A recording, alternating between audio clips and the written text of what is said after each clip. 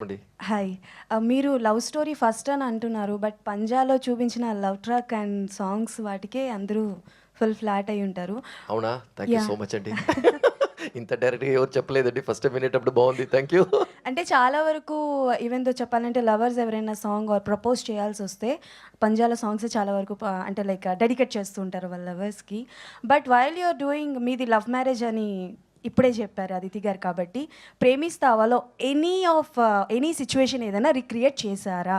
మీ లైఫ్‌లో ఉన్న real love story నా ఏదైనా? లైఫ్‌లోంచి రియల్ రొమాన్స్ వచ్చాయండి. 1, 2, 3, 4, 5 ఒక సినిమా మొత్తం 6 ఇన్‌స్టెన్సెస్ ఉన్నాయండి ఈ సినిమాలో.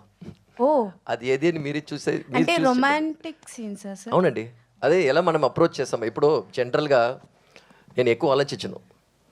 ఏదైనా చేయాలనుకోండి, ఎవరి మాట వినను. నేను అలాగే చేసేస్తాననమాట. That's me.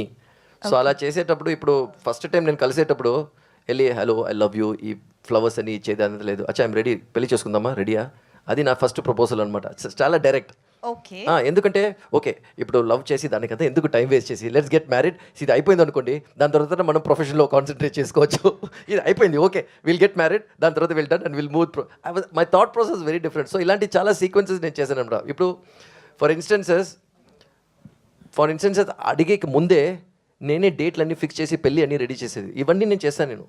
Wow sir! Super. దాని తర్వాత బ్రేకప్ అవ్వలేదు నాకు, అదే అనమాట. సో ఇలాంటి సీన్స్ అని ఉన్నాయి ఈ సినిమాలో. Okay sir, one last question.